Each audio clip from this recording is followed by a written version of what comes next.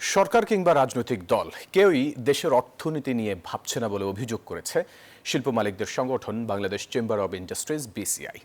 সংগঠনটি বলছে, আইএমএফ এর পরামর্শে একের পর এক সিদ্ধান্ত দেশের অর্থনীতিকে ক্ষতির মুখে ফেলছে। শনিবার তেজগাঁওয়ে নিজস্ব কার্যালয়ে সংবাদ সম্মেলনে এসব মন্তব্য করেন বিসিআই সভাপতি আনোয়ারুল আলম পারভেজ। বলছেন, রাজনৈতিক সরকার ছাড়া স্থিতিশীলতা ফিরবে না দেশে। শেখ হাসিনা সরকারের রেখে যাওয়া ভঙ্গুর অর্থনীতি পুনরুদ্ধারের চেষ্টায় অন্তর্বর্তী সরকার।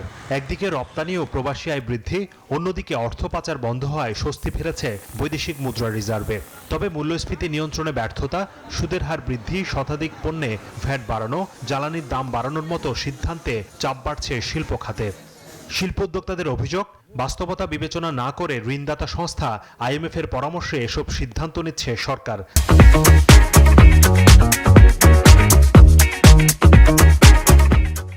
যার মাধ্যমে দেশের অর্থনীতির ক্ষতি দেখছেন তারা।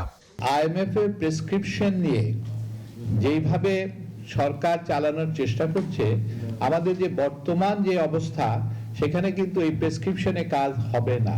আমরা আইএমএফ এর প্রেসক্রিপশন নিয়ে আমরা আমাদেরকে প্রিপারেশন নিতে পারি।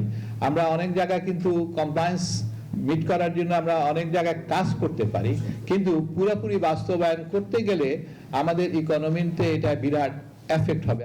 উদ্যোক্তারা বলছেন, বর্তমান সরকার কিংবা রাজনৈতিক দলগুলো অর্থনীতি ও ব্যবসা বাণিজ্যের পুনরুদ্ধারে গুরুত্ব দিচ্ছে না। রাজনৈতিক সরকার ছাড়া অর্থনীতিতে স্বস্তি ফিরবে না বলেও মনে করছেন তারা।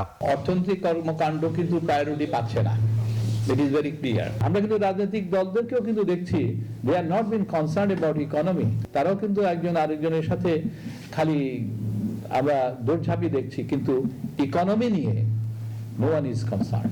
উইদাউট ডেমোক্রেটিক গভর্নমেন্ট কোনোদিনও কিন্তু দেশের স্বস্তি আসবে না। বিসিআই মনে করে 2026 সালে এলডিসি উত্তোলন করলে তৈরি পোশাক সহ রপ্তানি খাতে চ্যালেঞ্জের মুখে পড়বে বাংলাদেশ। তাই উত্তোলন প্রক্রিয়া 3 বছর পেছানোর দাবি সংগঠনটির। যদি গ্রাজুয়েশন হয়ে যায়, এই সেক্টরটা কিন্তু ধাক্কা খাবে। হোসাইন শাহাদাত, নিউজ 24, ঢাকা।